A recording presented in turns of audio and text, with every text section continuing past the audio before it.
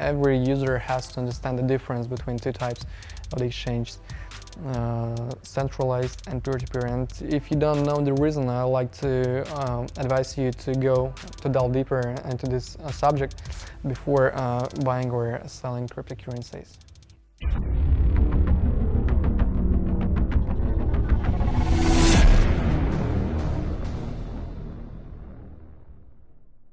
Hi guys, welcome to our new episode of Blockchain Beyond Hype. Today we're talking with Artur Zaharov from Hodl Hodl about blockchain, Bitcoin, and exchanges. So we're here today with Artur. Welcome to Blockchain Zoo. We're excited to have you here to discuss your thoughts on the blockchain, Bitcoin, and exchanges. Yeah, hi, thanks for having me. It's our pleasure. So Artur, already in your early career, you have a great position and you can work remotely if you choose to. I am sure there are many enthusiasts and job seekers in our audience that would love to hear from you how you managed to get into such a sweet spot so fast. Would you mind giving us some insights? How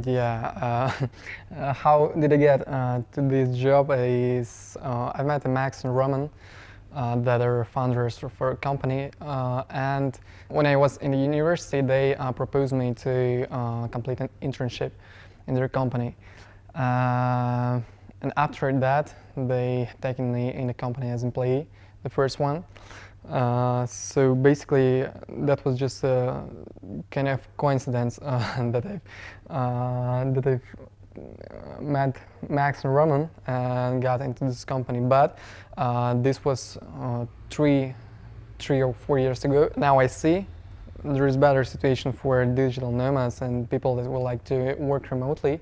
There is no problem to find a job, especially if you're in the cryptocurrency space, because personally I see a tendency like companies in a cryptocurrency space like to hire people and give them a remote job.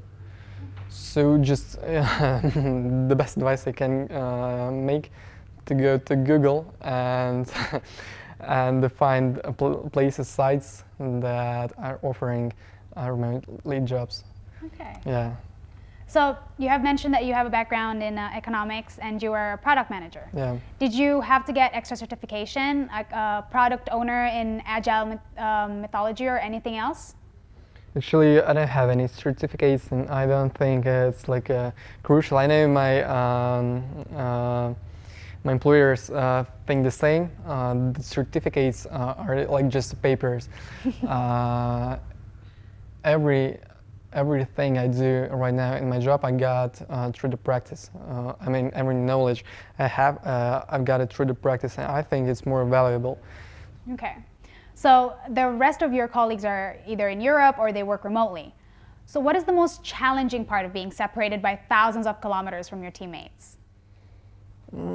Actually, I don't see any super crucial challenges, because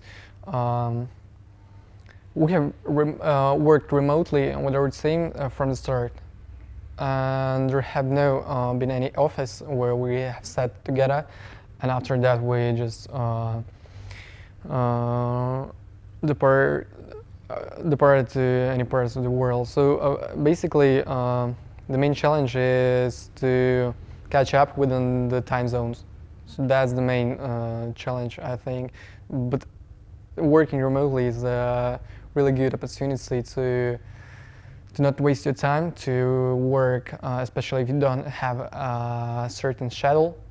You're working when you can, and you have like amount of a job that has to be done, and you are working like when you can. So no one matters when you are working at the nights, in the mornings, in the evenings. Everyone just wants the job that has to be done. So yeah, I don't see any special challenges, to be honest. Okay. So what about the founders of Hodl Hodl? What is the story behind coming up with an idea to launch a decentralized exchange? Actually, HOLO Hodl is not a completely decentralized exchange, in sense of there's still opportunity to close the website. We're just holding funds in the centralized way. The idea behind the Hodl Hodl is very simple.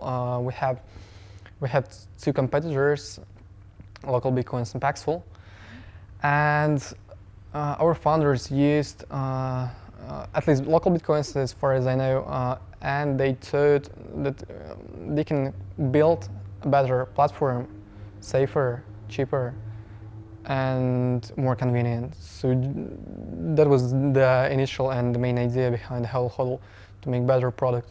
So after the crypto boom, such a variety of exchanges appeared on the market that it's hard to choose one. As an expert in this field, could you comment on parameters we should consider when choosing an exchange platform? For example, the first one is country support, checking whether such a service is available in my country. Before going into the parameters, I like to highlight two types of the exchanges there exist: centralized and peer-to-peer. That was the subject actually yesterday. I've been a speaker in the meetup our company organized here in Bali, and I have talked about it. So basically, centralized and peer-to-peer exchange differs by following things. Centralized exchange are the biggest one in the crypto space: Binance, Bitfinex, based on Kraken, and basically they're holding your funds. So that's quite easy way for common people and daily traders to buy and sell cryptocurrency, Bitcoin, and other ones. But still, that's not safe. So if you're looking for a way to fastly buy and sell Bitcoins, if you're looking for liquidity and cheap prices, you're going to the centralized exchange. But that's not safe to hold funds on the centralized exchanges, so you're like taking a risk. Secondly, they're verifying you. So most of the exchanges have KYC and AML procedures. Without them, you will either have a limits or you won't be able to trade at all. And there is a peer-to-peer exchange as well. So if you're looking for the safety, if you're looking for the privacy, you're going to the peer-to-peer exchange. That's kind of type of the exchange. HOLO HODL is local Bitcoins as well, and Paxful. When we're talking about the parameters, like country, actually there are quite a lot of exchanges that are global. So I don't think there is any problem, especially if you're choosing a peer-to-peer exchange, because they're not tied to any country, because they're like advertising platforms where people just placing an offer for buy sell, and they can place an offer in each country in the world. So when you're choosing exchange, I don't think it's a problem. It's a problem to find in any country. Doesn't matter where are you located. Okay. What about fees, like a deposit, transaction, withdrawal fees? As well, there is like difference between centralized and peer-to-peer exchange, because peer-to-peer exchange are quite expensive. Local Bitcoins has a 1% per trade fee. HOLO HODL takes at maximum 0.6%. So in that sense, quite cheaper to use centralized exchanges, because they have the main fee they're charging is the trading fee. So when you are selling and buying cryptocurrency, the second one, as far as I know, and the most popular is is withdrawal fee. And depositing fee, on the most exchanges I don't face with this kind of fee, because I don't know for which reason, I'm just not facing with it. So okay. In sense of fee, it's cheaper to use centralized exchange as Bitfinex, Binance. Okay. Yeah. What about exchange rates? It's known that the fees are very different among exchanges. Yeah, exchange rates. That's good that I started with the comparison of the centralized and peer-to-peer exchange, because On the peer-to-peer exchange, exchange rates are higher. The market is based on the prices on centralized exchanges, and when you are setting an offer on peer-to-peer exchange, you are basing on a centralized exchange. Like when you're tying your price of your offer to one of the existing centralized exchanges and making your like markup. If you're selling, for example, you're selling higher above the market price. If you're buying below the market price. So in that sense, if you on a peer-to-peer exchange, it's quite it's sort of it can be profitable for you if you are making your own offer, but if you are taking, it will cost you money. On the centralized exchange, yeah, you are just buying and selling by the market price. Okay. So what about buying limits? They always depend on the range of parameters such as payment method, identity verification level, like you said, and so on. Limits actually introduced by the most of the exchanges for the security reasons, because the crypto space, that's quite, first of all, crypto is a quite new area in the financial sector, and there are quite a lot of scammers that will like to steal your money. Because of that, on the most of exchanges are introduced the limits, and you can just avoid them by passing the verification processes. So on centralized exchange, that's a common practice.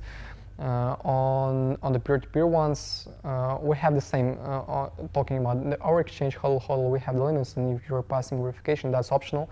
That's not obligatory, but still you're receiving less limits after the passing verification process, I mean, because we're quite sure what the person is behind this account, and if something is wrong, we can take measures.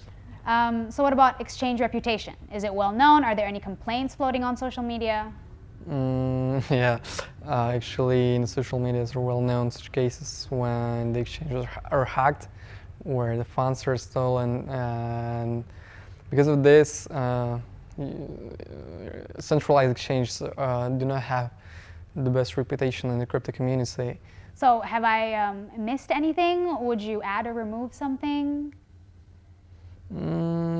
Basically, no. I think I've already explained the main difference between centralized and peer-to-peer exchange, and I think, in my personal horrible opinion, that every user has to understand the difference between two types of the exchange, centralized and peer-to-peer. And if you don't know the reason, I like to advise you to delve deeper into this subject before buying or selling cryptocurrencies. Yeah. So, like you mentioned before, there have been so many fraud situations in the market. Early traders can count several exchanges they registered on one day, and then the next day, the platform just disappeared with funds of all users that were holding crypto or fiat on their accounts. Yeah. From a user perspective, there might be a lack of trust caused by negative PR in general. What effort do you put into marketing and PR activities? Fun case, yeah, when you're using exchange and owner is disappearing with your funds, but still, there are quite many exchanges behind of those are real people with their reputation. Like I can talk about my company. Behind HOLO Hodl is Max and Roman. They have good reputation in the crypto community, and because of that, people trust our exchange. And I think that's quite important. Behind the Binance is also a well-known person. He's quite active in the social media. Everyone knows it, and everyone trusts the Binance. So because of that, I think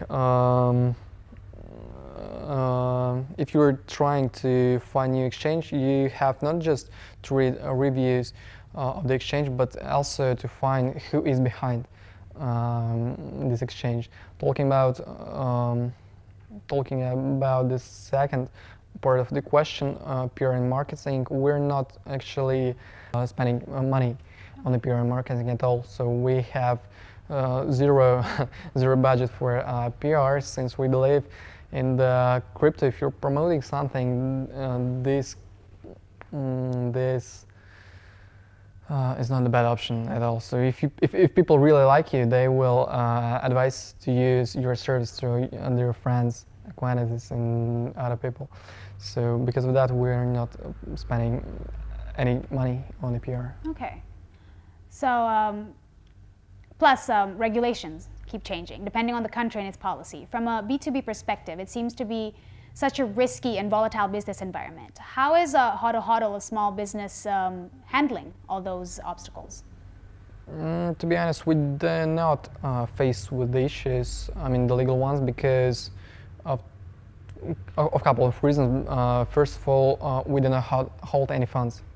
So I would like to highlight this because governments are going to you when you are processing fiat money, cryptocurrency, what we're seeing with the local bitcoins. They just 4 days ago introduced a new KYC and AML policy, and that's the main reason that we're not facing with issues. We do not hold any funds, nor fiat, nor cryptocurrency. The second one is the proper jurisdiction. So once again, talking about the local bitcoins, they're based in Finland and they're like regulated by the European Union as well. HOLO exists in the proper jurisdictions that is not the subject of such terrible regulations. Yeah. All right. So even though the blockchain enables P2P trading, most of the exchanges are hybrids or they don't use the blockchain technology at all. Looking at your model, I wouldn't call, like you said, Hodl Hodl an exchange. It's like a trading platform in its pure meaning. And there are other players in the market doing their best to bring innovation into the model of exchanges. Yeah. I think if we'll Google the term exchange, you will read that there is like a website or an application that helps to match orders from one people to, so there is like a trading engine and very complicated system that helps people to buy and sell cryptocurrency. In that sense, Hodl Hodl is somewhere between advertising service, as I see this, between advertising service and between the exchange. So that's kind of a place where you're coming and you're placing an advertisement, and Hodl Hodl provides you a technical solution for buying and selling cryptocurrency, making the process of buying or selling secure. So in that sense, yeah, we're somewhere, I think, between exchange and advertising service. All right. So on your website, you built a table that compares several exchanges. And instead of giants like Huobi, Bittrex, or BitHump, you included local bitcoins and Paxful. So why did you decide to compare yourself with them? For a simple reason, because we're a peer-to-peer exchange and we compare ourselves with the other peer-to-peer exchange. We're competing in some sense with other exchanges like you mentioned, Huobi, Binance, and others. But still, we consider as the main competitors local bitcoins, Paxful, because of the reason they have the similar workflow as our exchange has.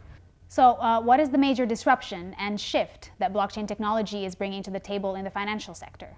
I think that blockchain and Bitcoin first, making governments and banks, so basically one word system, I would like to call this, to adapt, to change, because there is no way to stop Bitcoin, stop the new way how people are sending the value, and this causes the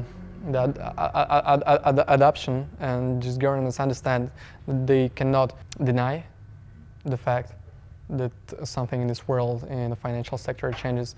So basically, that's what blockchain and Bitcoin shifts in this world. Okay, this has been very interesting Thank you for telling us about Hodl Hodl. We do like to ask all of our guests, how do you envision blockchain changing the world? There will be change the way how people are sending their value. So people will understand that freedom is really crucial, that government's trying to control every action that you take, and people will understand that there is a way to avoid this.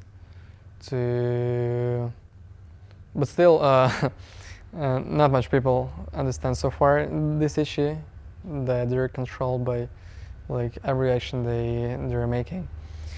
And I think the blockchain, Bitcoin, and this crypto space at all will bring the more freedom to this world and like clarity in what actually happens here in this world.